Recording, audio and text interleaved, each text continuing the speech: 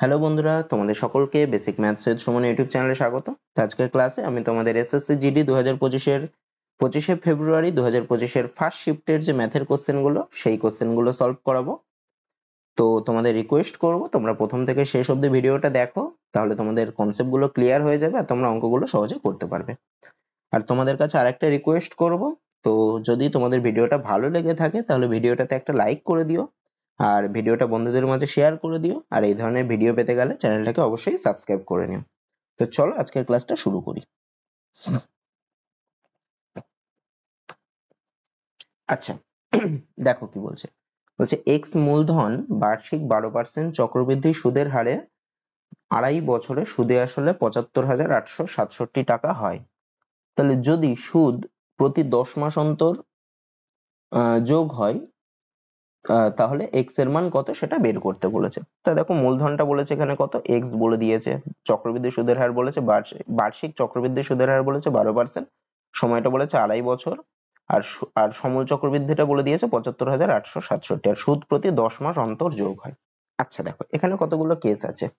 2.5 বছর মানে কত, 2.5 বছরকে যদি আমি মাসে নিই, 2 পূর্ণ 1/2 বছর মানে 2.5 বছর মানে কত, 2 বছর 6 মাস, 2 বছর মানে কত মাস, 24 মাস আর 6 মাস, তার মানে কত হয়, 2 বছর মানে হলো 30 মাস। আচ্ছা দেখো সুদ প্রতি 10 মাস অন্তর যোগ হচ্ছে, তাহলে 30 মাসে সুদটা কবার যোগ হবে, প্রতি 10 মাস অন্তর যদি যোগ হয় 30 মাসে সুদটা যোগ হবে হচ্ছে 3 বার। তাহলে এক্ষেত্রে সুদটা কতবার যোগ হবে, 3 বার। আচ্ছা আরেকটা কি বলে দিয়েছে দেখো, সুদের হারটা বলেছে বার্ষিক 12%, মানে কি 1 বছরে যদি সুদ দিত তাহলে দিত 12%, কিন্তু সুদটা তো 10 মাস অন্তর দিচ্ছে, তাহলে কিন্তু 12% দেবে না, তার থেকে কম দেবে। তাহলে কি বার্ষিক 12% মানে আমি লিখতে পারি 12 মাসে, 12 মাসের ক্ষেত্রে সুদের হার হচ্ছে 12%, কিন্তু 10 মাস অন্তর দিচ্ছে, তাহলে 10 মাসের ক্ষেত্রে সুদের হার কত হতো, 1 মাসের ক্ষেত্রে তাহলে কত হতো, 12/12 মানে 1%, আর 10 মাসের ক্ষেত্রে তাহলে সুদের হার হবে 10%। তো সুদের হার 10% মানে কি, 10% মানে আমি লিখতে পারি 10/100, তার মানে 1/10। তো 1/10 মানে আমি কি পেলাম, মানে আমি যদি আসল 10 টাকা হয় তাহলে আমাকে সুদ দেবে 1 টাকা।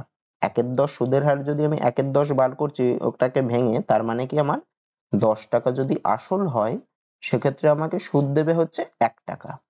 তাহলে সুদ আসল কত, মানে 10 টাকা আসল যদি 10 টাকা হয়, তাহলে আসল বাই সুদ আসল যদি আমি করি তাহলে কত হবে, আসল যদি আমার 10 টাকা হয় তাহলে সুদ আসল হবে 10 যোগ 1, মানে সুদ 1 টাকা দিচ্ছিল মানে 10 যোগ 1 মানে 11 টাকা। আচ্ছা এটা 1 বছরের ক্ষেত্রে, ঠিক আছে, এটা হচ্ছে 1 বছরের ক্ষেত্রে। আমার দেখো সুদটা কবার দিচ্ছে, 3 বার দিচ্ছে, তাহলে একবার যদি সুদ দেয় তাহলে আসল 10 হলে সুদ আসল হবে 11, এটা 3 বার দিচ্ছে মানে, তাহলে এক্ষেত্রে কি করব, আসল বাই সুদ আসল সেক্ষেত্রে কি করতে হয়, যদি 3 বার দেয় বা 3 বছর দিচ্ছে মানে বার্ষিক 1 বছরে একবার দিলে, তাহলে 3 বছরের ক্ষেত্রে কি করতাম, 10/11 তার হোল কিউব করে দিতাম, এদের অনুপাতটা কি হয়ে যেত, হোল কিউব। যদি 2 বছরের ক্ষেত্রে বলতো তাহলে আসল আর সুদ আসলের অনুপাতটা হয়ে যেত এদের স্কোয়ারে। 3 বছর পরে বলেছে বা 3 বার দিচ্ছে, যেহেতু এখানে 3 বছর বলেনি, 10 মাস অন্তর দিচ্ছে মানে 3 বার দিচ্ছে, সেক্ষেত্রে আসল বাই সুদ আসলটা কি হয়ে যাবে, এই যে অনুপাতটা আসল আর সুদ আসলে 10/11 তার কিউব হয়ে যাবে, মানে 10/11 তার হোল কিউব। 10 এর কিউব করলে কত হয় 1000, আর 11 এর কিউব করলে কত হয় 1331। তার মানে কি, তার মানে আসল যদি 10,000 বললাম, এটা 1000, হ্যাঁ, তাহলে আসল যদি 1000 হয় তাহলে সুদ আসল কত হবে 1331। দেখো আমাকে আসলটা এই সুদ আসলটা বলে দিয়েছে 75,867, তাহলে আমার আসলটা কত সেটা বের করতে বলেছে। তাহলে এখান থেকে আমি কি পেলাম, এখান থেকে আমি পেলাম যে যদি সুদ আসল 1331 হয় 3 বছর পরে, তাহলে আসল কত হবে, আসল হবে 1000 টাকা সেক্ষেত্রে। তাহলে সুদ আসল যদি 1 টাকা পাই 3 বছর পরে, তাহলে আসল কত, আসল হবে তাহলে 1000 ডিভাইডেড বাই 1331, ঐকিক নিয়মে পাতি। আর সুদ আসল আমাকে বলে দিয়েছে তিন বছর না, মানে 3 বারের ক্ষেত্রে, ঠিক আছে, 3 বছর বলছি আমি, 3 বারের ক্ষেত্রে সুদ আসলটা কত বলে দিয়েছে 75,867 টাকা হলে তাহলে আসল কত, গুণ করে দিতে হবে 75,867 টা, মানে 1000 ইন্টু 75,867 ডিভাইডেড বাই 1331। দেখো 1331 হচ্ছে 11 এর কিউব করলে, তার মানে এটাকে নিশ্চয়ই 11 দিয়ে কাটাকুটি যাবে, 11 দিয়ে কাটাকুটি করলে কত হয় 121, আর এখানে কত 75 এর মধ্যে হচ্ছে 6 বার যাবে, তাহলে 9 8 মানে 8 বার যাবে, তারপরে 106 মানে 9 বার যাবে, তার মানে 77 মানে 7 বার যাবে। এটাকে আবার 11 দিয়ে কাটাকুটি যাবে, এটাকে কাটলে হয় 11, আর 6 8 9 7, 6 8, আচ্ছা আমি এখানে ফ্রেশ করে লিখছি, হ্যাঁ, 6 8 9 7 ডিভাইডেড বাই 121 ছিল, আর এখানে 1000 ছিল। তাহলে এটাকে 11 দিয়েই কাটাকুটি যায় মানে 11, আর এটাকে কাটলে হয় প্রথমে 6 বার যাবে, তারপরে 2 9 মানে 2, তারপরে 7 7 মানে 7, আবার এটাকে 11 দিয়ে যাবে, 11 দিয়ে দিলে মানে 5 বার যাবে, তারপরে 7 7 মানে 7 বার। তাহলে কত হলো? 57,000 হলো। তার মানে x এর মান কত হবে? তার মানে আসলটা কত হবে? আসলটা হবে 57,000। তাহলে অঙ্কটা আমরা এইভাবে করতে পারি, ঠিক আছে? আচ্ছা, তারপরেরটা দেখো কি বলছে। বলছে যোগেশ 4% সুদের হারে কিছু টাকা ব্যাংকে জমা করেছে। যোগেশ যদি 2 বছর পর বার্ষিক চক্রবৃদ্ধি সুদের হারে চক্রবৃদ্ধি সুদ বাবদ 229.5 টাকা পেয়ে থাকে, তাহলে 2 বছর। দেখো এটাও 4% সুদের হার বলে দিয়েছে, তো 4% সুদ মানে কি লিখতে পারি? 4% মানে আমি কি লিখতে পারি? সমান সমান হচ্ছে 4/100। তার মানে কি হয়? 1/25। মানে 25 টাকা যদি আসল হয়, 1 বছরের পরে ও সুদ পাচ্ছে তাহলে 1 টাকা। তার মানে আসল আর সুদাসলের অনুপাত কত? 1 বছরের ক্ষেত্রে আসল বাই সুদাসল যদি আমি করি তাহলে কত হবে? আসল যদি 25 টাকা হয়, সুদ পাচ্ছে 1 টাকা, তার মানে সুদাসল হবে 26 টাকা 1 বছরের ক্ষেত্রে। এখানে কি বলেছে দেখো, 2 বছরে চক্রবৃদ্ধি সুদ বলে দিয়েছে। তাহলে 2 বছরের ক্ষেত্রে আসল আর সুদাসলের অনুপাত তাহলে কি হবে? এর স্কোয়ার করে দিতে হবে। যদি 3 বছর হতো তাহলে ওদের অনুপাতটা কিউব করতাম, যেহেতু 2 বছর বলেছে মানে যত বছর বলে তার পাওয়ারটা তত হয়ে যায়। তাহলে 2 বছরের ক্ষেত্রে আসল আর সুদাসলের অনুপাত কি হবে? এদের স্কোয়ার। মানে কত হয়? 25 এর স্কোয়ার করলে হয় 625 ডিভাইডেড বাই 26 এর স্কোয়ার করলে হয় 676। তার মানে দেখো আসল যদি 625 টাকা হয়, সুদ আসল হচ্ছে 676, সেক্ষেত্রে সুদটা কত? সুদ হবে হচ্ছে 676 মাইনাস 625। তার মানে কত হয়? তার মানে হয় 51। তার মানে এখানে দেখো আবার সুদটা বলে দিয়েছে, তার মানে 51 টাকা যদি সুদ হয়, 51 টাকা সুদ হলে আসল কত? আসল হচ্ছে তোমার 625 টাকা। তার মানে 1 টাকা সুদ হবে যখন আসল কত? 625/51, প্রাতিঐকিক নিয়মে করছি। এখানে দেখো সুদটা বলে দিয়েছে 229.5 টাকা।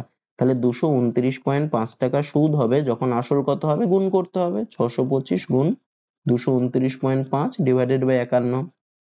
পয়েন্টটাকে তুলে দিলাম, গুণ 10 করলাম, 5 দিয়ে কাটাকুটি করি, গুণে 2, এখানে হবে 4 5 20, 2 নং 5 5 25, 4 5 মানে 9। আচ্ছা 51 আর 400, আচ্ছা এখানে 2 থেকে গেল, তো 2 তো আর কাটছে না। আচ্ছা ঠিক আছে, মানে কাটাকুটি করে 51 দিয়ে হচ্ছে 17 দিয়ে এটা কাটাকুটি যাবে। হ্যাঁ, 3 17 51 আর 17 দুগুণে 34 আর 119 মানে 7 17 119। 3 আর 27 কে কাটে মানে 9। তাহলে কত বেরোলো আসলটা? 625 ইন্টু 9 ডিভাইডেড বাই 2। আমাকে তো আসল বের করতে বলেনি, আমাকে বলেছে 2 বছর পর ওই টাকার সরল সুদ কত হবে। তাহলে আসল আমার কত বেরোলো? এত। তাহলে সরল সুদের ফর্মুলা কি? PRT/100, যেখানে পিটা কত?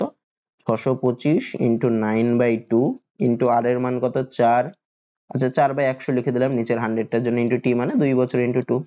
আচ্ছা তাহলে এই দুই কেটে দিলাম, তাহলে 100 আর 625 কে 25 দিয়ে কাটাকুটি যায়, 4 25 সঙ্গে 100, আর 25 কে 25 দিয়ে গুণ করলেই 625 হয়, 4 4 কেটে গেল। তাহলে আসল তাহলে সরল সুদ কত হবে? 25 গুণ 9 করলে হয় 225 টাকা। তার মানে অপশন বি হবে। তারপরেরটা দেখো কি বলছে। বলছে 210 মিটার এবং 440 মিটার দৈর্ঘ্যের দুটি ট্রেন যথাক্রমে 60 কিমি পার ঘন্টা ও 90 কিমি পার ঘন্টা বেগে একই দিকে গতিশীল। আচ্ছা এখানে দেখো ট্রেন দুটোর গতিবেগ বলেছে 60 কিমি পার ঘন্টা ও 90 কিমি পার ঘন্টা। এখানে বলেছে একই দিকে গতিশীল, তা একই দিকে গতিশীল হলে তাদের নেট গতিবেগটা কি হবে? বেশি গতিবেগটা মাইনাস কম গতিবেগটা। যদি বিপরীত দিকে গতিশীল হতো বা পরস্পরের দিকে যদি গতিশীল হতো, সেক্ষেত্রে কি হতো? এই দুটোর গতিবেগটা যোগ করে দিতে হতো। তাহলে এক্ষেত্রে নেট গতিবেগ কত হবে? বেশি গতিবেগ মাইনাস কম গতিবেগটা, মানে 90 মাইনাস 60 সমান সমান 30 কিমি পার ঘন্টা। আচ্ছা কিমি পার ঘন্টাটাকে না আমি মিটার পার সেকেন্ডে নেবো, তাহলে 30, আচ্ছা লিখে নি এখানে কিমি পার ঘন্টা। এটাকে যদি মিটার পার সেকেন্ডে নিয়ে কি করতে হয়? কিমি পার ঘন্টা থেকে মিটার পার সেকেন্ডে নিলে 5/18 দিয়ে গুণ করতে হয়। তাহলে 30 ইন্টু 5/18 এত মিটার পার সেকেন্ড।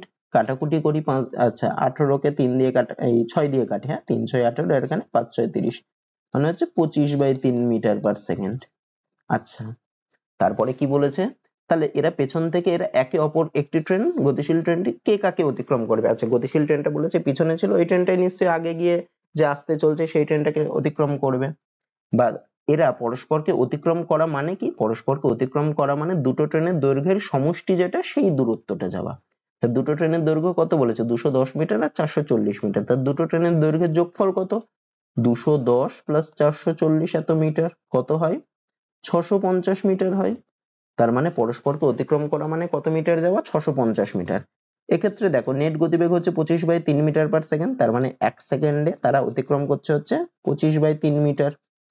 আচ্ছা উল্টো লিখে ফেললাম, হ্যাঁ, তার 25/3 মিটার অতিক্রম করছে হচ্ছে 1 সেকেন্ডে পরস্পরকে।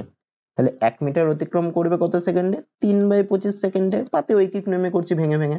আর 650 মিটার অতিক্রম করতে কত সেকেন্ড লাগবে? তাহলে 3 × 650 / 25। আচ্ছা 25 দিয়ে এটাকে কাটাকুটি যদি আমি করি তাহলে কি হবে? 25 দুগুণে হচ্ছে 50 আর থাকে 15, 150 মানে 6। আচ্ছা 26 গুণ 3 করলে কত হয়? 108 হয়। তাহলে 108 সেকেন্ডে। আচ্ছা আমাকে বের করতে বলেছে হচ্ছে কত মিনিট। এখানে অপশন দেখো মিনিট আছে, তাহলে সেকেন্ড থেকে যদি মিনিটে যেতে চাই তাহলে আমাকে কি করতে হয়? 60 দিয়ে ভাগ করতে হবে। তার মানে 108 / 60 এত মিনিটে। 6 দিয়ে কাটাকুটি করলে নিচে আসে 10 আর উপরে আসে হচ্ছে 1। 6 কে 4 8 মানে, আচ্ছা এখানে ভুল হলো, 108 লিখেছি, এটা হবে 3 গুণ 26 করলে তো 78 হয়। 78 সেকেন্ড, হ্যাঁ, তাহলে 78 সেকেন্ডকে মিনিটে, এটা ভুল হলো, হ্যাঁ, তাহলে 78 সেকেন্ডকে মিনিটে নিলে 78/60 এত মিনিট। এটাকে 10 দিয়ে কাটাকুটি, এই 6 দিয়ে কাটাকুটি করলে হয় 10, উপরে হয় 13, মানে 13/10 মিনিট মানে হচ্ছে পয়েন্ট এক ঘর সরে যাবে, মানে 1.3 মিনিট। তার মানে কত সময় লাগবে? 1.3 মিনিট সময় লাগবে। তারপরেরটা দেখো কি বলছে। বলছে 15টি বল 1220 টাকায় বিক্রি করে 5টি বলের ক্রয় মূল্যের সমান ক্ষতি হয়, তাহলে প্রতিটি বলের ক্রয় মূল্য কত? দেখো 15টি বল বিক্রি করে কি হচ্ছে? 5টি বলের ক্রয় মূল্যের সমান ক্ষতি হচ্ছে। তাহলে আমি ধরতে পারি হচ্ছে, আমি এক্স ধরে করতে পারি, এটা অনেক রকম করে করা যায়। দেখো আমি একদম পাতি তোমাদের বোঝানোর জন্য বেসিক থেকে বোঝাচ্ছি, এক্স ধরে করি। আমি ধরছি একটির ক্রয় মূল্য হচ্ছে এক্স টাকা। কত কত দিয়েছে? 5টা বলের ক্রয় মূল্য বের করবো, 15টা বলের ক্রয় মূল্য বের করবো। তাহলে 5টার ক্রয় মূল্য কত হবে? 5x টাকা। 15টার ক্রয় মূল্য কত হবে? 15x টাকা। এখানে কি বলেছিল? 15টা বল বিক্রি করে লস হচ্ছে 5টার ক্রয় মূল্য, মানে 15টা বল বিক্রি করে লস হচ্ছে 5x টাকা। তার মানে 15টা বলের বিক্রয় মূল্য কি হবে? তাহলে বিক্রয় মূল্য সমান সমান কি? যখন লস হয় বিক্রয় মূল্যটা কম হয়, তার মানে বিক্রয় মূল্য সমান সমান কি হবে? ক্রয় মূল্যটা বেশি হবে। তাহলে ক্রয় মূল্য মাইনাস ক্ষতি করলে সেক্ষেত্রে বিক্রয় মূল্য হয়। তাহলে 15টা বলের ক্ষেত্রে 15টা বলের বিক্রয় মূল্য কত হবে? 15টা বলের ক্রয় মূল্য মাইনাস 15টা বল বিক্রি করে যে ক্ষতি, মানে 5x টা। তার মানে 15টা বলের বিক্রয় মূল্য কত হবে? এটা 15x, হ্যাঁ, তার মানে 15টা বলের বিক্রয় মূল্য হবে, 15টা বলের ক্রয় মূল্য মানে 15x মাইনাস 15টা বল বিক্রি করে যে ক্ষতি হচ্ছে মানে 5x। 5টা বলের ক্রয় মূল্যের সমান ক্ষতি মানে 5x টাকা ক্ষতি হচ্ছে, মানে 5x সমান সমান কত হলো? 10x। তাহলে 15টা বলের বিক্রয় মূল্য কত হলো? 10x। এই 10x টা আবার কি? একটা বলের ক্রয় মূল্য ধরেছিলাম x, তার মানে 10টা বলের ক্রয় মূল্য হবে 10x, তাই না? তার মানে এই 15টা বলের বিক্রয় মূল্য সেটা কার সাথে সমান? 10টা বলের ক্রয় মূল্যের সাথে সমান। তার 15টা বলের বিক্রয় মূল্য কত বলেছিল? 1220। সেটা কার সাথে সমান হবে? 10টা বলের ক্রয় মূল্যের সাথে। তাহলে আমি কি লিখতে পারি? 10টি বলের ক্রয় মূল্য হচ্ছে, বলের ক্রয় মূল্য হচ্ছে, বলে দিয়েছে 15টার বিক্রয় মূল্য যেটা সেটা 10টার ক্রয় মূল্যের সাথে সমান, মানে 1220। আমাকে কি বার করতে বলেছে? প্রতিটি বলের ক্রয় মূল্য। তাহলে একটি বলের ক্রয় মূল্য কত? 1220 / 10, মানে কত টাকা হবে? 122 টাকা হবে। অপশন বি হবে। তারপর এটা অন্যভাবেও করা যেতে পারে, এটা একদম বেসিক পদ্ধতিতে এইভাবে বললাম আমি। তারপরেরটা দেখো কি বলছে। বলছে রাকেশ 150টি চেয়ার বিক্রি করে 75টি চেয়ারের বিক্রয় মূল্যের সমান লাভ করেছে। আচ্ছা আমি ধরি এখানে দুটোই বিক্রয় মূল্য করেছে, তো আমি এক্স ধরে করতে পারি বা এমনি ডাইরেক্টও করতে পারি। আমি এক্স ধরে করি তাহলে বুঝতে সুবিধা হবে। আমি ধরছি একটার বিক্রয় মূল্য, দুটোই বিক্রয় মূল্য বলেছে, একটা চেয়ারের বিক্রয় মূল্য ধরছি এক্স টাকা, ঠিক আছে? তাহলে 150টা চেয়ারের বিক্রয় মূল্য কত হবে? 150x। আর 75টা চেয়ারের বিক্রয় মূল্য কি হবে? 75x, ঠিক আছে? কি বলেছে দেখো, 150টা চেয়ার বিক্রি করে তার লাভ হয়েছে কত? 75x টাকা। তাহলে 150টা চেয়ারের ক্রয় মূল্য কি হবে? যখন লাভ হয় ক্রয় মূল্য সমান সমান কি হয়? বিক্রয় মূল্য মাইনাস লাভ, তাহলে ক্রয় মূল্য বেরোয়। তাহলে 150টা চেয়ারের 150টার ক্রয় মূল্য কি হবে? 150টার ক্রয় মূল্য হবে হচ্ছে 150টার বিক্রয় মূল্য মাইনাস যে লাভটা হচ্ছে সেটা 150টার বিক্রয় মূল্য কত? 150x মাইনাস লাভ কত হচ্ছে? 150টা বেচে 75x। তার মানে 150টার ক্রয় মূল্য কত হলো? 150x থেকে 75x বাদ দিলে হয় 75x। তাহলে লাভের হার কত? লাভের হার হচ্ছে লাভ ডিভাইডেড বাই ক্রয় মূল্য ইন্টু 100%, তাহলে লাভ কত? লাভ হচ্ছে 75x, এই যে বের করেছিলাম 75টার বিক্রয় মূল্যই তো লাভ, তার মানে 75x হচ্ছে লাভ, তাহলে লাভ হচ্ছে 75x ডিভাইডেড বাই 150টার ক্রয় মূল্য হচ্ছে 75x, মানে 75x ইন্টু 100%, 75x কেটে গেল, মানে কত পড়ে থাকে? 100%, তাহলে লাভের হার কত? 100%। তারপর তবে একবারও এখান থেকে করতে পারো, বা দুটোই যখন বিক্রয় মূল্য দিয়ে দেবে তখন তখন ক্রয় মূল্য কত হবে? 150 মাইনাস 75, এভাবেও করতে পারো, আমি এটা একদম ভেঙে করালাম বোঝার জন্য, ঠিক আছে? তোমরা একবারেও করতে পারো, যখন একদম প্র্যাকটিস হয়ে যাবে একবারে বের করে দিতে পারো, কোনো অসুবিধা নেই। তারপরেরটা দেখো কি বলছে, বলছে এ ও বি এর বেতন সি এর বেতনের থেকে যথাক্রমে 40% ও 70% বেশি। তো যার বেতনের থেকে তার বেতনটা আমি ধরবো, সি এর বেতনের থেকে বলেছে, আমি ধরছি সি এর বেতন হচ্ছে 100 টাকা, তাহলে এর বেতন সির বেতনের থেকে 40% বেশি, বির বেতন সির বেতনের থেকে 70% বেশি, তাহলে এর বেতন কত হবে? সি এর যদি 100 হয়, এর বেতন হচ্ছে 100 থেকে 40% বেশি, মানে এর বেতন হবে 140। আর বি এর বেতন কত হবে? বি এর বেতন সি এর বেতনের থেকে 70% বেশি, মানে বি এর বেতন হবে তাহলে 170। কি বের করতে বলেছে? বি এর বেতন ও এর বেতনের অনুপাত কত? তাহলে বি এর বেতন এর বেতনের অনুপাত কত? বি এর বেতন 170, এর বেতন 140, তাহলে অনুপাত কত হবে? 170:140, মানে হবে কত? 17:14, মানে অপশন এ হবে, একদম সোজা অঙ্ক। তারপরেরটা দেখো কি বলছে, 12টি চেয়ার ও 6টি টেবিলের মোট ক্রয় মূল্য হচ্ছে 12,600 টাকা। আচ্ছা, যদি প্রত্যেকটি টেবিলের ক্রয় মূল্য 1500 টাকা হয়, আচ্ছা এখানে কতটা টেবিল দিয়েছে? 6টি টেবিল দিয়েছে, তাহলে একটার ক্রয় মূল্য যদি 1500 হয়, তাহলে 6টা টেবিলের ক্রয় মূল্য কত হবে? 1500 ইন্টু 6, তার মানে কত? 6 15 হয় 90, 9,000 টাকা। তাহলে 12টি চেয়ার ও 6টি টেবিলের মোট ক্রয় মূল্য ছিল 12,600 টাকা। তার থেকে আমি যদি এই 9,000 টাকাটা বাদ দিই, মানে 6টা টেবিলের ক্রয় মূল্য বাদ দিই, তাহলে খালি 12টি চেয়ারের ক্রয় মূল্য পড়ে থাকে। তাহলে 12টি চেয়ারের ক্রয় মূল্য কত হবে? 12,600 থেকে আমি 9,000 বাদ দিয়ে দেবো, 12,600 মাইনাস 9,000, তাহলে কত হয়? 3,600 টাকা। আমাকে কি বের করতে বলেছে? প্রতিটি চেয়ারের ক্রয় মূল্য, তা 12টি চেয়ারের ক্রয় মূল্য হচ্ছে 3,600 টাকা। তাহলে একটা চেয়ারের ক্রয় মূল্য কত? 3,600 ডিভাইডেড বাই 12, মানে কত হবে? 300 টাকা করে, মানে অপশন ডি হবে। তারপরটা দেখো কি বলছে, বলছে একজন ব্যবসায়ী কোনো দ্রব্যকে ক্রয় মূল্য থেকে 50% বাড়িয়ে দাম ধার্য করে, তিনি 12% ছাড় দিয়ে জিনিসটি বিক্রয় করেন, তাহলে লাভের হার কত শতাংশ? আচ্ছা দেখো, ক্রয় মূল্য থেকে 50% বাড়িয়েছে, আমি ধরলাম ক্রয় মূল্যটা হচ্ছে 100 টাকা, ঠিক আছে? তাহলে 50% বাড়িয়ে দাম ধার্য করেছে, মানে ধার্য মূল্য কত হবে?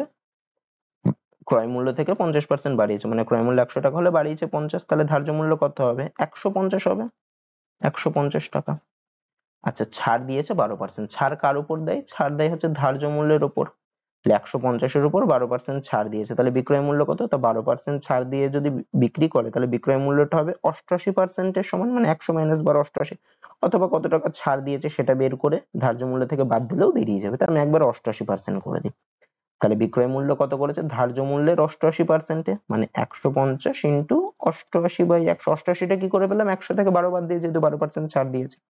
আচ্ছা, এই শূন্য কেটে গেল, 10 5 দুগুণ, আচ্ছা ও 100 আর 150-কে 50 দিয়ে কাটা যেত, যাই হোক 2 আর 3 আর 2 দিয়ে 88 কে কাটলে 44, মানে 3 4 12 2 হাতে 3 4 12 13, তার মানে জিনিসটার বিক্রয় মূল্য কত বেরোলো? 132 টাকা। আমাকে বলেছে লাভের হার কত, ওর ক্রয় মূল্য ছিল 100 টাকা, বিক্রি করেছে 132 টাকায়, তাহলে লাভ হলো কত? 32 টাকা লাভ হলো। 100 টাকায় 32 টাকা লাভ হচ্ছে, মানে লাভের হার কত? 32%, মানে অপশন বি। তারপরেরটা দেখো কি বলছে, বলছে দেখো রবি 24 কিমি দূরত্ব, এটা কি হলো?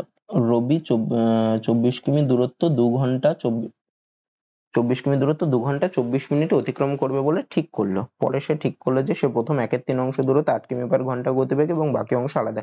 আচ্ছা, 2 ঘন্টা 24 মিনিটটাকে না আমি মিনিটে নিয়ে এই ঘন্টায় নিয়ে যাই। 24 মিনিট মানে কত ঘন্টা? মিনিটটাকে যদি ঘন্টায় নিয়ে যায়, মানে 60 দিয়ে ভাগ করতে হবে, মানে 24/60 ঘন্টা। তার মানে কত? কাটাকুটি যায়, 12 দিয়ে কাটলে হয় 2, নিচে হয় 5, মানে কত? 2/5 ঘন্টা। ঠিক আছে, মানে 2 ঘন্টা প্লাস আরো 2/5 ঘন্টা, মানে 2 প্লাস 2/5 ঘন্টা, তাহলে হবে কত? 12/5 ঘন্টা। তাহলে তার মোট টাইম লাগবে কত ঘন্টা? 12/5 ঘন্টা, তাহলে টোটাল দূরত্ব হচ্ছে 24 কিমি। এইবার দেখো কি বলছে, পরে ঠিক করলে যে প্রথম 1/3 অংশ দূরত্ব, টোটাল দূরত্ব হচ্ছে 24 কিমি, তার 1/3 অংশ দূরত্ব মানে কত, 24 গুণ 1/3 মানে কত কিমি হচ্ছে, 8 কিমি দূরত্ব। তাহলে এই 8 কিমি দূরত্ব কত বেগে যাবে, 8 কিমি পার ঘন্টা গতিবেগে। তাহলে 8 কিমি দূরত্ব যদি 8 কিমি পার ঘন্টা বেগে যায়, তা 8 কিমি পার ঘন্টা বেগে গেলে মানে কি, মানে 8 কিমি যেতে টাইম লাগে 1 ঘন্টা, তার মানে ওর প্রথম 1/3 অংশ অথবা 8 কিমি দূরত্ব যেতে টাইম লাগবে হচ্ছে 1 ঘন্টা। আচ্ছা, তারপরে কি বলেছে, এবং বাকি অংশ আলাদা গতিতে যাবে। তাহলে বাকি অংশ কত, 8 কিমি যদি যায়, টোটাল হচ্ছে 24 কিমি, তার মধ্যে 8 কিমি চলে গেল, তাহলে বাকি থাকলো কত, 16 কিমি, মানে 24 মাইনাস 8 করলে কত হয়, তাহলে 16 কিমি বাকি থাকলো। তাহলে এই 16 কিমি কত গতিবেগে যাবে, বাকি অংশ আলাদা গতিতে যায়, এবং 1/3 অংশ দূরত্ব যাওয়ার পর সে বাকি অংশ কত কিমি পার ঘন্টা গতিবেগে যাবে। আচ্ছা দেখো, তার টোটাল টাইম লাগবে কত, 12/5 ঘন্টা। ঠিক আছে, সে গেছে কত ঘন্টা, 1 ঘন্টা। তাহলে এই যে বাকি 16 কিমি দূরত্বটা কত ঘন্টায় যাবে, টোটাল হচ্ছে 12/5, তার থেকে যদি আমি 1 ঘন্টাটা বাদ দিয়ে দিই, তবেই আমি বাকি যে দূরত্বটা যতটা টাইমে গেছে সেটা বের করতে পারবো। তার মানে বাকি দূরত্ব যেতে টাইম লাগবে কত, 12/5 মাইনাস 1 ঘন্টা, সমান সমান কত হয়, 12 থেকে 5 বাদ দিলে হয় 7 5 ঘন্টা।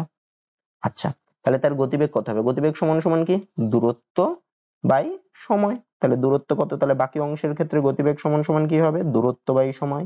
দূরত্ব হচ্ছে 16 কিমি, বাকি আছে মানে 16 ডিভাইডেড বাই সময় হচ্ছে 7/5। 7/5, তো 5টাকে আমি একবারে উপরে পাঠিয়ে দিলাম, ইন্টু 5, এত কিমি পার ঘন্টা, সমান সমান কত হয়, 5/80/7। এটাকে যদি আমি ভাঙি, 7 একে 7, 1 0, 7 একে 7 মানে 3, 11 পূর্ণ 3/7 কিমি পার ঘন্টা, মানে অপশন এ হবে। তারপরটা দেখো কি বলছে, বলছে ক্লাস এক্স এর এ বি ও সি বিভাগের ছাত্র সংখ্যার অনুপাত 5:4:7।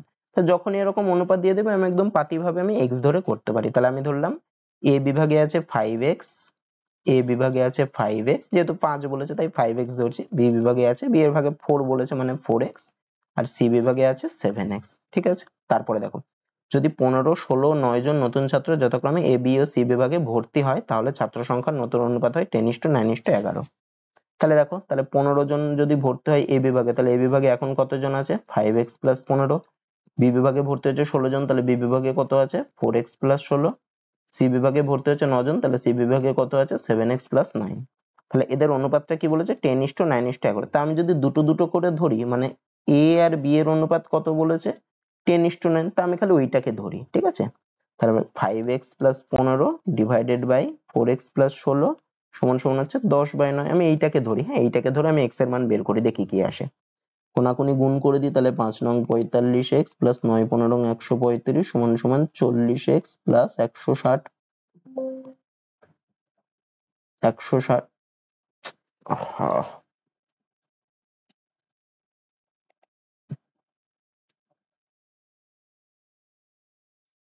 40x প্লাস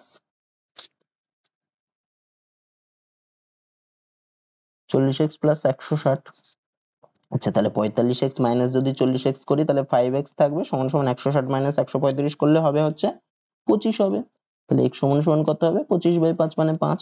তাহলে x এর মান যদি 5 হয়, আমাকে কি বার করতে বলেছে, নতুন ছাত্র ভর্তি হওয়ার পর ক্লাস x এ মোট। আচ্ছা, আগে তাহলে কত কত করেছিল, a তে ছিল কত 5x, মানে 5 গুণ 5 করলে হয় 25। b তে ছিল কত 4x, মানে 4 গুণ 5 করলে হয় 20। আর c তে ছিল কত 7x, মানে 5 7 35। তাহলে আগে মোট কতজন ছিল, 35, আর 20 হচ্ছে 55, আর 25 হচ্ছে 55, আর 25 হচ্ছে 80। তা আগে ছিল 80 জন, নতুন কতজন এসছে, 15, 16 আর 9। তার মানে নতুন আরো কতজন আসলো, 15 আর 16 তে হচ্ছে 31, আর 9 হচ্ছে 40, মানে আরো কত, আগে ছিল 80 এখন আসলো আরো 40, তার মানে কত হচ্ছে, টোটাল 120 জন। তার মানে অপশন বি পেয়ে গেছি। তাহলে এই দুটো করলে হতে হবে। ঠিক আছে, তারপরটা দেখো, এটা একটা সরল অঙ্ক দিয়েছে। সরল অঙ্কে আমরা এখানে ব্র্যাকেট রয়েছে, মানে সবার ফার্স্টে কার কাজ করব, ব্র্যাকেটের কাজ করব, ফার্স্ট ব্র্যাকেটের কাজ। তা দেখো এইখানে ফার্স্ট ব্র্যাকেট রয়েছে, তা 6 মাইনাস 1 করলে কত হয়, এই 6 মাইনাস 5 করলে কত হয়, 1 হয়। তারপরে দেখো, তাহলে 6 গুণ 1 করলে কত হবে, 6 হবে। তার সাথে আবার দেখো 2 গুণ আছে, তাহলে 6 দুগুণে কত হবে, 12। তার মানে এই পুরোটার জায়গায় কত আসছে, 12। তার মানে এই জায়গাটা কি আসলো, 12 মাইনাস 12। তা 12 মাইনাস 12 করলে কত হয়, 0 হয়। তার মানে এই জায়গাটা পুরো কত আসলো, এই জায়গাটা আসলো আমার 0, 0 আসলো। তারপরে দেখো 0 ভাগ 20 করেছে মানে কত আসবে, 0ই হবে। তার সাথে 3 গুণ করেছে মানে কত হবে, 0ই হবে। ব্যাস, তার মানে এই পুরো পার্টটা আমার 0 চলে আসলো। তাহলে বাকি থাকলো কোনটুকু, এইটুকু। তাহলে এইটুকু যদি আমি দেখি আমার কি রয়েছে, 79 মাইনাস 10 গুণ 2, বাকি তো সব 0 চলে এসেছে, আর দেখবো না। তাহলে 79 মাইনাস 10 গুণ 2 করলে কত হয়, 20। 79 থেকে 20 বাদ দিলে কত হয়, 59 হয়, মানে অপশন এ হবে। তারপরে এটাও একটা সরল অঙ্ক, তা ব্র্যাকেটের কাজগুলো আগে করি। দেখো এখানে একটা ব্র্যাকেট আছে, 36/9 করলে কত হয়, ভাগ 9 করলে হয় 4, ইন্টু এখানে সেকেন্ড ব্র্যাকেট 56/8 করলে কাটাকুটি করলে হয় 7, যোগ 14/1 করলে হয় 14, গুণ 6 - 5 করলে হয় 1। এখানে দেখো এগুলো সব আলাদা ছিল তো করে নিয়েছি আমি, তাহলে এটাই। তাহলে 4 গুণ, এখানে আগে গুণের কাজটা করতে হবে, মানে 7 যোগ 14 গুণ 1 করলে হয় 14, মানে 7 যোগ 14 মানে হয় 21, তাহলে 4 গুণ 21 করলে হয় 84, অপশন এ। তারপরেরটা দেখো কি বলছে, বলছে 9 সেমি বাহু বিশিষ্ট একটি লোহার ঘনককে গলিয়ে 8টি ছোট ঘনক তৈরি করা হলো, প্রতিটি ছোট ঘনকের বাহুর দৈর্ঘ্য কত সেমি।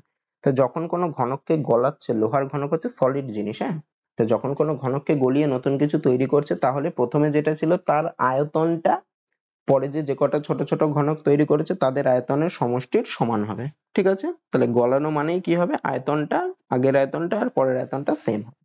তো ঘনকের আয়তনের ফর্মুলা কি, ঘনকের আয়তনের ফর্মুলা হচ্ছে বাহু কিউব বা বাহু গুণ বাহু গুণ বাহু, সমান সমান হচ্ছে বাহু তার কিউব, বাহুর দৈর্ঘ্য তার কিউব। তাহলে এই বড় ঘনকটার আয়তন কত, বাহুর দৈর্ঘ্য ছিল 9 সেমি, তাহলে ঘনকটার আয়তন কত ছিল, 9 ইন্টু 9 ইন্টু 9। আচ্ছা, কতগুলো ঘনক তৈরি করেছে, 8টা ঘনক তৈরি করেছে, তাহলে প্রত্যেকটা ঘনক, তাহলে 8টা ঘনকের আয়তন হচ্ছে এত, তাই না। বড় ঘনকটার যে আয়তন, এই যে ছোট 8টা ঘনক তৈরি করেছে, সেই ছোট 8টা ঘনকের আয়তনের আয়তনের মোট সমষ্টি হবে এই 9 ইন্টু 9 ইন্টু 9। তাহলে ছোট একটা ঘনকের আয়তন কত হবে, 9 ইন্টু 9 ইন্টু 9 ডিভাইডেড বাই 8। অথবা আমি কি লিখতে পারি এটাকে, 9/2 তার হোল কিউব, তাই না, 2 এর কিউব করলে 28, এটা আমি লিখতে পারি। আমাকে কি বার করতে বলেছে, প্রতিটি ছোট ঘনকের বাহুর দৈর্ঘ্য। তা আয়তন থেকে আমি যদি বাহুর দৈর্ঘ্য বার করি, তাহলে কি করতে পারি, তাহলে কিউব রুট করলে, আয়তনের কিউব রুট করলে বাহুর দৈর্ঘ্য হয়। অথবা যদি বুঝতে না পারো, আমি ধরলাম যে প্রত্যেকটা ঘনকের বাহুর দৈর্ঘ্য x, তাহলে এই প্রত্যেকটা ছোট ঘনকের বাহুর দৈর্ঘ্য x, তাহলে প্রত্যেকটা ছোট ঘনকের আয়তন কত হবে, x কিউব। তাহলে x কিউবটা কার সাথে সমান, এই যে প্রত্যেকটা ছোট ঘনকের আয়তন কত বের করেছি, 9/2 তার হোল কিউবের সাথে সমান। তাহলে x সমান সমান কি হবে, কিউব কিউব উঠে গেলে হবে 9/2, তাহলে প্রত্যেকটা ছোট ঘনকের বাহুর দৈর্ঘ্য কত, 9/2। আচ্ছা, এখানে পয়েন্টে দেওয়া রয়েছে 9/2, মানে আমি কি লিখতে পারি, 4.5, মানে অপশন বি হবে। তারপরেরটা, আচ্ছা দেখো কি বলছে, বলছে প্রতিটি জেলা, একটি জেলার জনসংখ্যা 3,27,000, তাদের মধ্যে 2,24,000 জন পুরুষ, মোট জনসংখ্যার বলছে 65% শিক্ষিত, এবং যদি 65% পুরুষ শিক্ষিত হয় তাহলে মহিলাদের কত শতাংশ শিক্ষিত। আচ্ছা দেখো এই অঙ্কটা না কিছুই নেই, কারণ কি, কারণ এখানে দেখো বলেছে মোট জনসংখ্যার 65% শিক্ষিত, আবার 65% পুরুষও শিক্ষিত। তা 65% যতজন শিক্ষিত যত পার্সেন্ট, তার মধ্যে পুরুষের শিক্ষিতও ঠিক তত পার্সেন্টই, তাহলে মহিলা শিক্ষিতও কত হবে, সেই 65%ই হবে। যেহেতু টোটালটার 65% বলেছে শিক্ষিত, তার মধ্যে 65% পুরুষও শিক্ষিত, তার মানে ওই মহিলা শিক্ষিতও হবে 65%, যেহেতু এই দুটো সেম দিয়েছে। যদি আলাদা দিত, ধরো বলতো মোট জনসংখ্যার 50% শিক্ষিত, পুরুষ শিক্ষিত 65%, সেক্ষেত্রে কিন্তু আলাদা হতো, কিন্তু এক্ষেত্রে কোনো অঙ্কই নাই, এটা কিচ্ছু বের করার দরকার নেই, যেহেতু এই দুটো সমান বলেছে, মানে মোট জনসংখ্যা যত পার্সেন্ট শিক্ষিত আর পুরুষও তত পার্সেন্টই শিক্ষিত, তার মানে মহিলা শিক্ষিতও ঠিক সেম পার্সেন্টেজই হবে, মানে 65%ই হবে। তার মানে অপশন সি, এটা কিছু করারই দরকার নেই, এটা একদম মানে বোকা বানানোর জন্য অঙ্কটা দিয়েছে। তারপরেরটা দেখো কি বলছে, বলছে গোপাল ও অক্ষয় যথাক্রমে 5400 টাকা ও 9400 টাকা বার্ষিক সরল সুদের হারে জমা করে। যদি 6 বছর পর অক্ষয় গোপালের থেকে 720 টাকা বেশি পায়, মানে সুদ বাবদ হবে, হ্যাঁ, মানে সুদ বাবদ, তাহলে বার্ষিক সুদের হার কত, বা এমনি বেশি পায়, হ্যাঁ সুদের জন্যই তো বেশি পাবে। দেখো এখানে কেন বেশি পাচ্ছে গোপাল, এই অক্ষয় কেন বেশি পাচ্ছে, অক্ষয় বেশি পাচ্ছে কারণ অক্ষয় বেশি টাকা রেখেছে। কতটা বেশি টাকা রেখেছে, দেখো গোপাল রেখেছে 5400 টাকা, অক্ষয় রেখেছে 9400 টাকা, তাহলে অক্ষয় কত টাকা বেশি রেখেছে, 9400 মাইনাস 5400, মানে কত টাকা বেশি রেখেছে, 4000 টাকা বেশি রেখেছে। এই যে 4000 টাকাটার যে সুদটা, সেইটাই হচ্ছে 720 টাকা। তাহলে 4000 টাকার কত বছরের সুদ, 6 বছরের সুদ যেটা, সেটাই হচ্ছে 720 সুদের হার। আমি ধরছি সুদের হার 8%। তাহলে 4000 টাকার 4 বছরের এই 6 বছরের সুদটা বার করি, সুদটা বেরের ফর্মুলা কি, বের করার ফর্মুলা PTR/100, মানে এক্ষেত্রে পিটা ধরছি আমি 4000, মানে যেই টাকাটা বেশি পাচ্ছে সেইটাকেই ধরবো, সেই টাকাটার সুদটাই তো 720 টাকা বেশি পাচ্ছে। 4000 ইন্টু আর, আর মানে আর ইন্টু টি মানে 6 ডিভাইডেড বাই 100, সমান সমান হচ্ছে কত 720। আচ্ছা একটা শূন্য একটা শূন্য একটা শূন্য একটা শূন্য কেটে দিলাম, তাহলে 8 সমান সমান কত 720 ডিভাইডেড বাই 40 ইন্টু 6। আচ্ছা এই শূন্য কেটে দিলাম, 4 গুণ 18 করলে হয় 72, আর 6 গুণ 3 করলে হয় 18, তাহলে আর এর মান কত হবে 3। তার মানে কত পার্সেন্ট 3%। তারপরেরটা দেখো কি বলছে, বলছে একটি ক্লাসের 28 জন ছাত্রের বয়সের গড় হচ্ছে 40 বছর, তাহলে 28 জনের গড় বয়স হচ্ছে 40 বছর। যদি তাদের শিক্ষকের বয়স যোগ করা হয়, তাহলে এখন কতজন হলো, আগে ছিল 28 জন, শিক্ষককে যোগ করলে এখন হবে 28 যোগ 1 মানে 29 জন। তাহলে শিক্ষক এবং ছাত্র মিলে সকলের বয়সের গড় 41 বছর হয়। আগে বয়সের গড় ছিল 40 বছর, এখন বয়সের গড় হলো 41 বছর, তাহলে বয়সের গড় কত বছর বাড়লো, 1 বছর বাড়লো। তার মানে বয়স কত বছর বাড়লো, আগে ছিল 29 গড় ছিল, এই আগে 28 জনের জন্য এই 28 জনের গড় ছিল হচ্ছে 40 করে, তো এখন হয়েছে 41, মানে 1 বছর বাড়লো। তাহলে টোটাল শিক্ষকের বয়স, ওই যে 28 জন ছাত্র আর একজন শিক্ষক মিলে এখন 29 জন, তার মানে ওদের যে আগের বয়স ছিল 40 বছর, তার থেকে শিক্ষকের বয়স কত বছর বেশি হবে, আরো 29 বছর বেশি হবে, তাই না? কারণ কি, কারণ দেখো 29 জনের গড় বেড়েছে 1 বছর, মানে টোটাল কতটা বেড়েছে, 29 গুণ 1 বছর বেড়েছে, মানে 29 বছর বেড়েছে। সেটা কত বছরের থেকে, আগের গড় ছিল 40 বছর, তাহলে আগের যে গড় তাকে তো তার বয়স হতেই হবে 40 বছর, প্লাস আরো কত বেশি হতে হবে, আরো 29 বছর বেশি হতে হবে। তাহলে শিক্ষকের বয়স কত হবে, 40 যোগ 29 মানে কত হবে 69 বছর, মানে অপশন ডি হবে। তারপরেরটা এটাও একটা সরল দিয়েছে, একদম পাতি সরল। দেখো এখানে আমি 6 মাইনাস 4, আগে আমি বিয়োগের কাজ করতে পারি, যোগ বিয়োগ একসাথে থাকলে কিন্তু বিয়োগের কাজ আমি করতে পারি, কোনো অসুবিধা হয় না। 6 মাইনাস 4 করলে হয় 2, 2 যোগ 6 করলে হয় 8। তাহলে কি দাঁড়াচ্ছে, এটা আমি ভেঙে লিখি 2 3 মাইনাস 6 মাইনাস 8 এরকম কিছু একটা দাঁড়াচ্ছে। তো 6 মাইনাস 8 করলে কত 3, মাইনাস 6 মাইনাস 8 করলে হয় -2, তাহলে -2, তাহলে মাইনাসে মাইনাসে কি হয়ে যায়, মাইনাসে মাইনাসে হয়ে যায় প্লাস, তাহলে 3 প্লাস 2 মানে হচ্ছে 5, তাহলে 2 মাইনাস 5 করলে হয় -3, মানে অপশন বি হবে। তারপরেরটা আচ্ছা x এর 2% 360 হলে x এর মান কত, একদম সোজা অঙ্ক, ভেঙে করতে পারে, x ইনটু 2/100 সমান 360। একবারে কিন্তু এই পার্সেন্ট তলে 100 না বসে একবারে ডান পাশেও বসাতে পারো, হ্যাঁ, তাড়াতাড়ি করার জন্য। তাহলে x সমান সমান কত 360 শূন্য শূন্য ডিভাইডেড বাই 2 মানে 18,000, 18,000, এটা মুখে মুখে হয়ে যাবে, হ্যাঁ 18,000।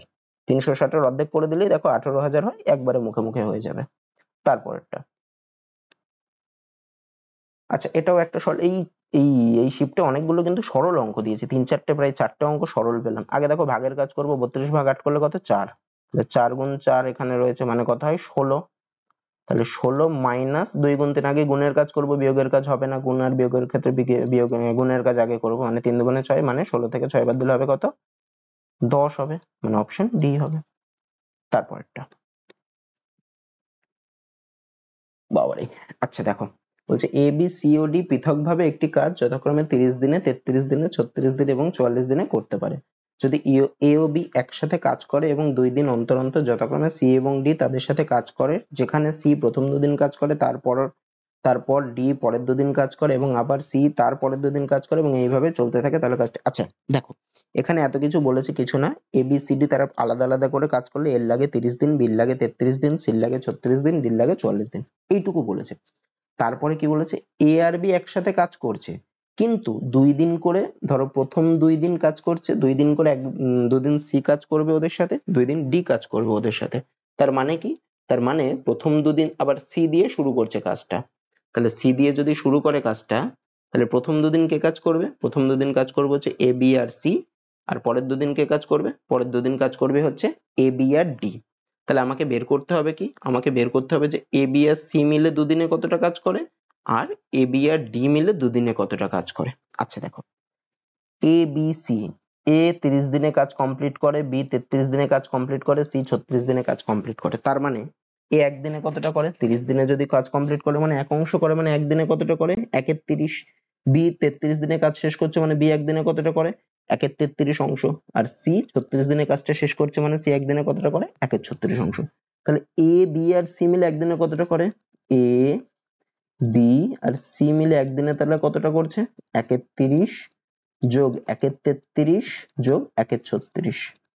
আচ্ছা 3টে থেকে দেখো 1/3 কমন যায়, 1/3 কমন নিয়ে নিলাম, কত পড়ে থাকে 1/10 যোগ 1 এর 11 যোগ 1 এর 12, এদের লসাগু করি 10 11 আর 12, 10 11 আর 12 লসাগু করলে দেখো 2 দিয়ে যায়, তাহলে 5 11 আর 6 মানে 5 দুগুণে 10, 10 আর 11 করলে হয় 110 আর 6 660, তাহলে সমান 1 এর 3 ইন্টু লসাগু হবে কত 660, তাহলে 10 কে 66 দিয়ে গুণ করতে হবে যোগ 11, 11 কে 60 দিয়ে গুণ করতে হবে যোগ 12, 12 কে গুণ করতে হবে 55 দিয়ে, তাহলে কত হলো 1/3 ইন্টু, আচ্ছা 55, 5 হচ্ছে 11, 1 হাতে 1, 5 একে 6, 6 হচ্ছে 12, 12 হচ্ছে 18, এত, তাহলে এবিসির একদিনে করে হচ্ছে 1/3 ইন্টু 181 বাই, আচ্ছা 660, 600 লিখে ফেলেছি, এটা 660 এত অংশ, আহা 181 ইন্টু 660 অংশ। তাহলে একদিনে যদি এতটা অংশ করে তাহলে এরা একসাথে 2 দিন কাজ করছে, তাহলে 2 দিনে কতটা করবে, 2 দিনে করবে এটা ইন্টু 2 মানে 2/3 ইন্টু 181 ডিভাইডেড বাই 660, 2 দিয়ে কাটাকুটি করলে হয় এটা 660 মানে 330, তাহলে হবে কত 181 ডিভাইডেড বাই 3 দিয়ে যদি 330 কে গুণ করি তাহলে হয় 990, তার মানে এটা কি, এটা হচ্ছে 2 দিনের কাজ, প্রথম 2 দিনে এবিসি করে সেইটার কাজ। আচ্ছা এর পরের 2 দিন কারা কারা কাজ করছে, এ বি আর ডি, তাহলে এ বি আর ডি মিলে একদিনে কতটা করে, এ একদিনে করে 1/30, বি একদিনে করে 1/33 আর ডি একদিনে করে 1/44, মানে তারা এ বি আর ডি মিলে একদিনে কতটা করছে 1/30 যোগ 1/33 যোগ 1/44, এদের লসাগু করি 30, 33 আর 44 এর 11 দিয়ে দিই, তাহলে হয় 30, 3 আর 4, 3 দিয়ে ভাগ করলে হয় 10, 1 আর 4, আবার 2 দিয়ে যাবে, তাহলে হয় 5, 1 আর 2, তাহলে 5 দুগুণে 10, 10 দুগুণে 20, 3 কুড়ি 60, 60 গুণ 11 করলে হয় 660, মানে কত হবে 660, 30 কে কত দিয়ে গুণ করলে হয়, 30 কে হচ্ছে 22 দিয়ে গুণ করলে মানে 22, যোগ 33 কে হচ্ছে 20 দিয়ে গুণ করলে, যোগ 44 কে হচ্ছে 15 দিয়ে গুণ করলে, তাহলে কত হয় 22 আর 20 42 আর 15 হয় 57/660, এটাকে আবার দেখো 3 দিয়ে কাটাকুটি যায়, 3 দিয়ে কাটাকুটি করলে হয় 19 ডিভাইডেড বাই 220 আর যায় না, এটা হচ্ছে তাহলে একদিনের কাজ হচ্ছে 19/200 করি, তাহলে এবিডিও তো 2 দিন কাজ করছে বলেছে, তাহলে 2 দিনের কাজ কত হবে, 2 দিয়ে গুণ করতে হবে মানে 19 গুণ 2 ডিভাইডেড বাই 200 করি, কাটাকুটি করলে হয় 110, তার মানে এরা দুজন দুদিনে কতটা কাজ করছে 19/110, তাহলে এবিসি দুদিনে কতটা করছে, এবিসি দুদিনে করছে 181/990, আর এবিডি দুদিনে কতটা করছে, এবিডি দুদিনে করছে 19/110, আচ্ছা তাহলে 181/990, তাহলে এবিসি এ প্লাস বি প্লাস সি এরা দুদিনে কতটা করছে, এরা দুদিনে করছিল হচ্ছে 181/990, এরা দুদিনে করছিল 181/990, আর এ প্লাস বি প্লাস ডি এরা দুদিনে কতটা করছিল, এরা দুদিনে করছিল হচ্ছে কতটা, এরা দুদিনে করছিল 19/110, 19/110, তাহলে এই 4 দিনে মানে এদের দুদিনে আর এদের দুদিনে এই 4 দিনে কতটা কাজ হচ্ছে, তাহলে 4 দিনে কাজ হচ্ছে 181/990 প্লাস 19/110, লসাগু করি লসাগু হবে 990, তাহলে উপরে হবে 181 যোগ 9 মানে 9 19 100, 173 হবে, এই সরি 9 19 হচ্ছে 171, 73 বলছি, তাহলে যোগ করলে কত 1 আর 1 2, 7 আর 8 15 আর 5 হাতে 1, 1 আর 1 2 আর 1 3 ডিভাইডেড বাই 990, আচ্ছা এটাকে 11 দিয়ে কাটাকুটি করলে হয় 90, এখানে হবে 3 2 2 32, এটাকে আবার 2 দিয়ে কাটাকুটি করলে হবে 45, এখানে হবে 16, মানে কত হচ্ছে 16/45, আচ্ছা এটা কত দিনের কাজ, এটা এদের 4 দিনের কাজ করছে হচ্ছে 16/45, তার মানে 4 দিনে যদি এতটা করে তাহলে এর ডবল কাজ করলে কত হবে 32/45, মানে 8 দিনের কাজটা কত হচ্ছে, যদি 2 দিয়ে গুণ করি তাহলে হবে 32/45 অংশ, আরো বাকি থাকছে কত দেখো 13/45 অংশ, টোটাল কাজটা যদি এক অংশ ধরি তার মধ্যে যদি 32/45 অংশ হয় আরো বাকি থাকবে দেখো 13/45 অংশ, তাহলে দেখো আমি এবার একটু অপশনে দেখি, তাহলে 8 দিন তো কাজ লাগছে আরো বেশি লাগবে, তো এখানে অপশনে দেখো 6 পূর্ণ 7 24 এটা হবে না, কারণ 8 দিন তো লাগবেই, তার বেশি লাগবে আরো, 5 পূর্ণ 5 11 হবে না, তাহলে বাকি থাকছে কত 8 পূর্ণ 5 36 আর 11 পূর্ণ 13/57, তো এই দুটোর মধ্যে একটা অ্যান্সার হবে, তা কোনটা হবে, আমার কাজ বাকি থাকছে কতটা দেখো, আমার কাজ বাকি থাকছে হচ্ছে 13/45, তাহলে এর পরের দুদিন যদি কাজ করে, পরের দুদিন কে কাজ করবে, পরের দুদিন হচ্ছে এই যে এবিসি কাজ করবে, তাহলে পরের দুদিনে কতটা কাজ করবে এরা 181/990, তা এইটা কি 13/45 থেকে বেশি না কম সেটা আমি দেখবো। 13/45 অংশ কাজ বাকি। তা 181/90 মানে হচ্ছে তোমার 13 কে 4 দিয়ে গুণ করলে হয় 52, মানে 4 দিয়ে গুণ করলে একের থেকে বেশি হয়ে যাচ্ছে। কিন্তু এখানে যদি আমি 181 কে যদি 4 দিয়ে গুণ করি তাহলে তো 990 থেকে অনেক কম হচ্ছে। তার মানে এই 181/990 কাজটা অনেকটা কম। মানে তারা আরো দুদিন কাজ করার পরেও এই 13/45 অংশ কাজটা শেষ হবে না, আরো কিছুটা বাকি থাকবে। তার মানে 10 দিন তো হবেই, আরো প্লাস এক্সট্রা দিন লাগবে। তার মানে 10 এর বেশি দিন লাগবে, আমি এখান থেকে বুঝে গেলাম। তো আমার অপশন আছে 8 পূর্ণ 5 36, এটাও হবে না। তাহলে বাকি রয়েছে 11 পূর্ণ 13 57, তার মানে এইটাই আমার হবে। আর এমনি বের করতে গেলে কিন্তু আরেকটু বড় হবে, তো আমি এখানে অপশন দেখে বুঝে গেলাম, তার জন্য আর বের করার প্রয়োজন নেই। তো আমি এইটা আমি অ্যান্সার করে দিতে পারি। তো আজকের ক্লাসটা এত দূরই থাকবে। আশা করি তোমাদের ক্লাসটা ভালো লেগেছে। ক্লাসটা ভালো লেগে থাকলে অবশ্যই ভিডিওটাতে লাইক করে দিও, আর চ্যানেলে নতুন হলে চ্যানেলটাকে সাবস্ক্রাইব করে দিও। তো আজকে এত দূরই থাকছে, দেখা হচ্ছে পরের ভিডিওতে।